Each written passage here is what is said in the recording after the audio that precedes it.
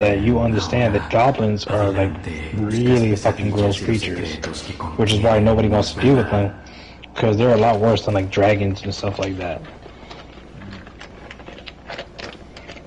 So the Goblin Slayer, I still don't know what's his like backstory or why he hates them so much, but yeah, like he won't take trolls, and no, he doesn't take those quests. He only takes just quests that has fucking goblins.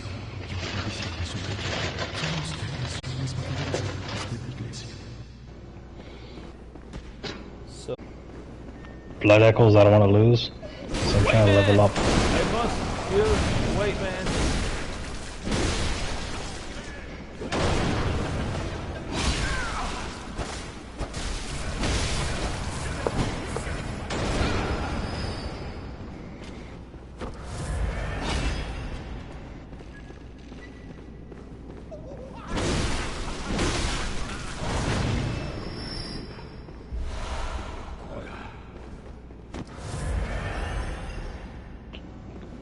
Integrity Farms. You can't take my integrity. This shit is so ridiculous. South Park, bless you. I feel like South Park is making a lot of valid stuff, like for the whole college thing and all that. You hear that, college?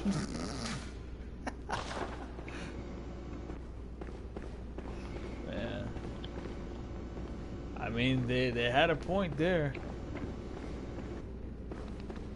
Let's go up the stairs, see if I can find them. I didn't realize I had all this cold blood. Dude, I got a crap ton of cold blood.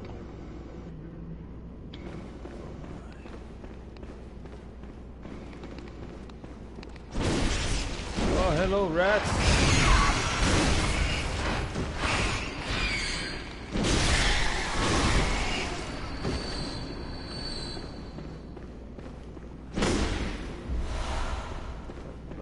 Chunk. Yo, now that I think of it, remember the blue Mountain Dew? Yeah. What does that even taste like? It tastes like its own thing. I mean, to me, it just tastes like blue Mountain Dew. It tastes like blue Mountain Dew. It's Mountain Dew. You could taste the blue. They had Code Red. I used to drink that shit like crazy. Code Red. Oh, I got Great One's Wisdom. Okay.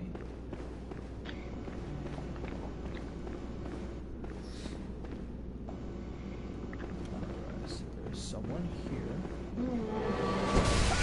Oh, clearly they're not here for me. Oh, me mataron. Oh, it's a gang squad. My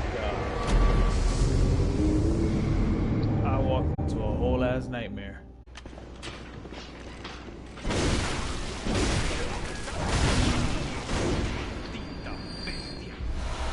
Pinga bestia. Did you really just say that? Pinga bestia. Oh man, that's good. Wait, what? When I killed the guy in the wheelchair, he said Pinga bestia. Bro, this is why I love playing this game in Spanish. Oh my god.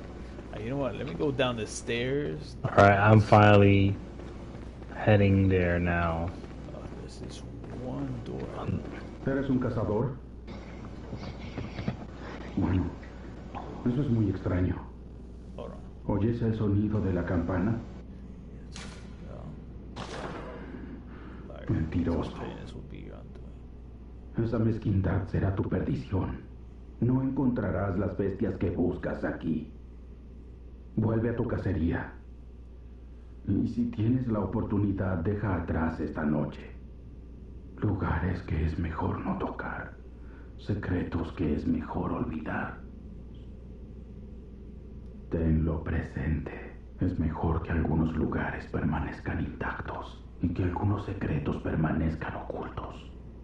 Solo los tontos deambulan descaradamente. I feel like there's so many people that go viral from Florida that you would think Florida is like this massive fucking state. I mean, kind of is, but not in same way that people think. Does it look terrible? Yeah, you look kind of bald here. It looks like patchy in another bald spot.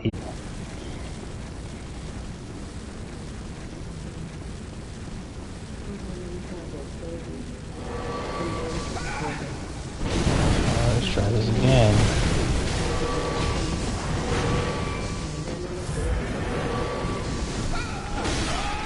God, they killed me. I don't like this shit at all. Pale man and yeah, and you lured because you lured the one in black, lure her down there, and you can actually fight her. Wait, I'm so trying to if do I this the kill fast him- way.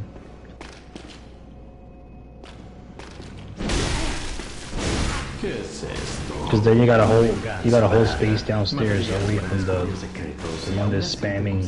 De buen corazón. Debes estar bromeando. Sucio, hipócrita. Será un placer aniquilarte.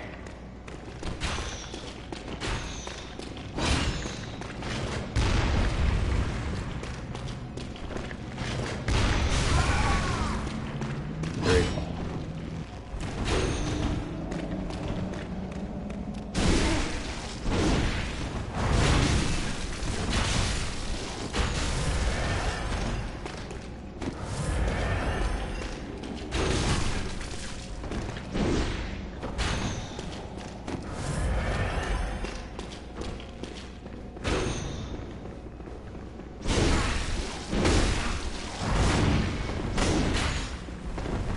Fuck. Dude, she is just brutal.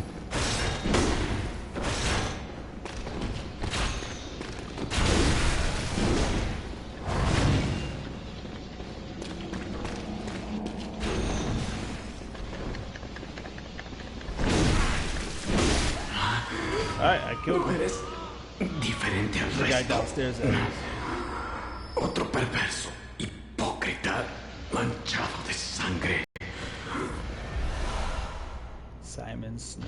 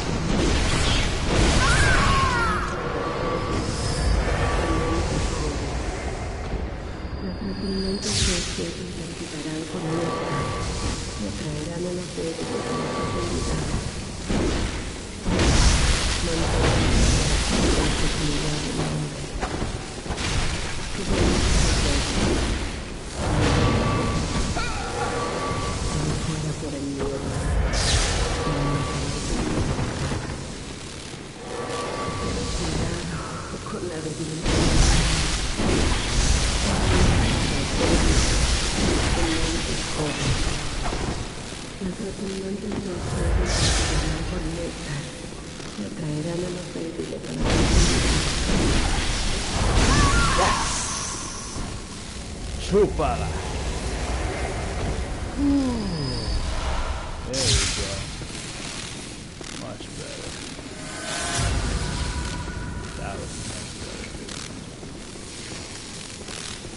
Much better. So now, let's take a look at everything, shall we? Let's look at this. Oh my goodness. My God. They got ringing the bell, they're reading something, and they're performing shit on you. And who would have thought that this would have been a foreshadowing what was to come in Dark Souls 3? The same. And remember, just for some context, Bloodborne came before Dark Souls 3. So, which is very interesting considering that Bloodborne came out in 2015, and then 2016 we got Dark Souls 3. Like, not even a year apart. So, makes you wonder how From Software likes to operate when it comes to making games. And then dropping DLC afterwards in the process. But that's neither here nor there. Remember the eye pendant we got? Well, here we go.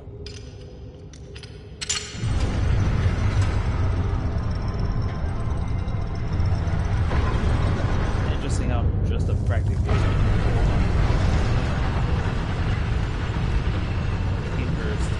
basically set the ideas for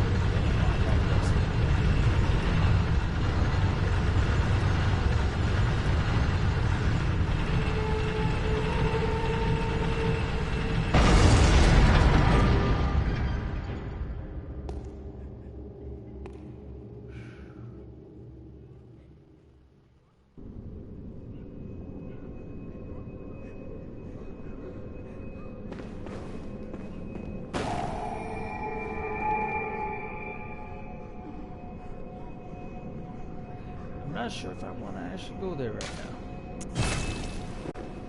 But you have set the stage. That was I ain't gonna sing it loud again. That was a doozy.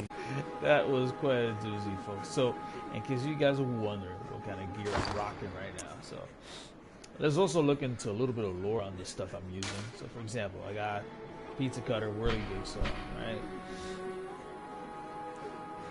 By the workshop heretics, the powder kegs, and weapon of choice for the old hunter, Valter, the beast eater. This weapon pummels beasts in its mace form, but its true strength lies in the attached mechanical saws. These discs, lined with serrated teeth, spin rapidly, thrashing the flesh of beasts with defined threads. So I have it at +6 for now.